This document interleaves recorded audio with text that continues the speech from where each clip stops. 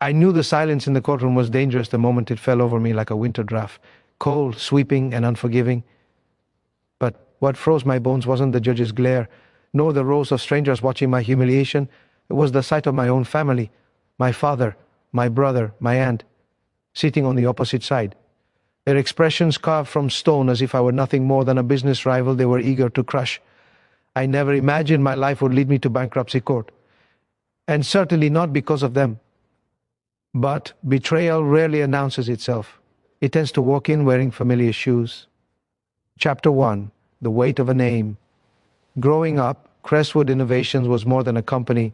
It was the heartbeat of my childhood. My mother founded it in our garage when I was 8. She believed in ideas, in people, and in the stubborn hope that small things could become big things if nurtured long enough. When she died, I inherited her notebooks, her unfinished prototypes, and the belief that I could make her legacy bloom. But my father believed otherwise. It's time to sell, he'd insisted after the funeral. You're young, you don't understand the business world. But I did understand her vision. I revived the company, expanded it, and 3 years later, Crestwood Innovations was partnering with Ecotech Labs across the state. We weren't Amazon or Tesla, but we were making noise, exactly the kind startups dream about. That's when the resentment began. My father said I got lucky. My brother said I owed the family a share. My aunt said I had stolen my mother's legacy. I spent years trying to keep peace, sharing profits, inviting them into decision-making. But peace built on entitlement is a fragile thing, and eventually the cracks widened. Chapter 2. The Betrayal. The betrayal began subtly. Missed signatures, lost documents, sudden demands for payouts as if our company were an ATM.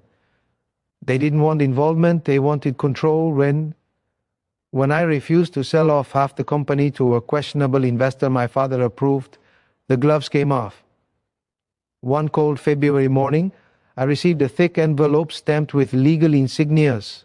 Inside, a summons. My own family had filed to force the company, and me personally, into bankruptcy court under claims of mismanagement. Mismanagement? The word punched me straight in the gut. My stomach dropped. Rage tangled with heartbreak. It wasn't just an attack, it was an execution attempt. A financial ambush designed to wrest control from me and carve up the company for themselves. I barely slept for days. I cried in the shower so no one would hear. Every worst-case scenario lived in my imagination, losing the company, losing my home, losing every dream my mother planted. But beneath the fear lived something else, a spark, a quiet, relentless resolve. They may have brought me to court, I thought, but they did not break me. Chapter 3. The Courtroom. The courtroom smelled of cold air and old paper. My lawyer whispered reassurances, but I could barely focus. When my father took the stand, he didn't look at me, not once. He spoke about me as if I were a reckless stranger who had squandered the family legacy. My brother nodded along like a loyal soldier. Each accusation felt like a fresh cut. But then came my turn. I stood. My hands trembled. My voice didn't. I told the truth about the company, the finances, the sabotage attempts, the late-night repairs, the risks I took to honor my mother's dream. The courtroom leaned in. Even the judge watched me with a strange intensity, one eyebrow slightly lifted. When I finished, there was a moment, a long, weighted breath of silence. Then the judge leaned forward and said words I will never forget. Crestwood Innovations, I know that name. My heart stopped. He continued, "Your company donated water filtration devices to the rural community where my sister lives. They changed the entire region's water quality. She still talks about them." My throat tightened. I hadn't expected recognition. I certainly hadn't expected gratitude. And then the most unbelievable thing happened. The judge turned to my family's attorney. Based on the evidence and the credibility of the respondent, he said calmly, "This petition appears malicious in intent. I am dismissing it in full." A gasp rippled through the courtroom. I didn't hear the rest. Relief flooded me, warm and overwhelming. My father stood up abruptly, his face crimson with shock. My brother's jaw dropped open. My aunt whispered a curse under her breath.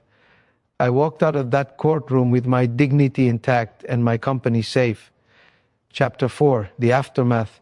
The fallout was ugly. My father tried calling. I let the phone ring. My aunt sent long, guilt-laden messages. I didn't reply. My brother wrote emails threatening lawsuits. My lawyer handled them. But somewhere inside me, a new boundary had formed. One built not from anger, but from clarity. Family wasn't supposed to be the people who shared your blood. Family was the people who didn't turn your life into a battlefield. In time, the noise quieted. My father retreated into his pride. My brother moved on to other financial ventures, and I kept building Crestwood. 6 months later, Crestwood Innovations landed its biggest contract yet, an international partnership to develop sustainable water systems. The company grew, hired more staff, opened new doors. I didn't celebrate with my family. I celebrated with my team, with people who believed in me. One evening while cleaning my office, I found my mother's old notebook, the last one she ever wrote in. Inside the front cover, she had scribbled a simple sentence: "Protect this dream, even from those you love." It felt like she had written it for me, for this exact moment. I pressed the notebook to my chest and breathed deeply, feeling finally at peace. Final message: what I learned. If you take anything from my story, let it be this. Sometimes the people who hurt you the most share your last name. Sometimes the fight of your life is against those you never imagined would stand against you. Sometimes you must lose your illusion of family to gain your true sense of self. But you are stronger than betrayal. You are larger than that doubt. And no courtroom, no accusation, no sabotage can destroy what you build with integrity. Your dream is worth protecting, even if you have to stand alone to do it. And sometimes, just sometimes, justice arrives in the most unexpected of ways.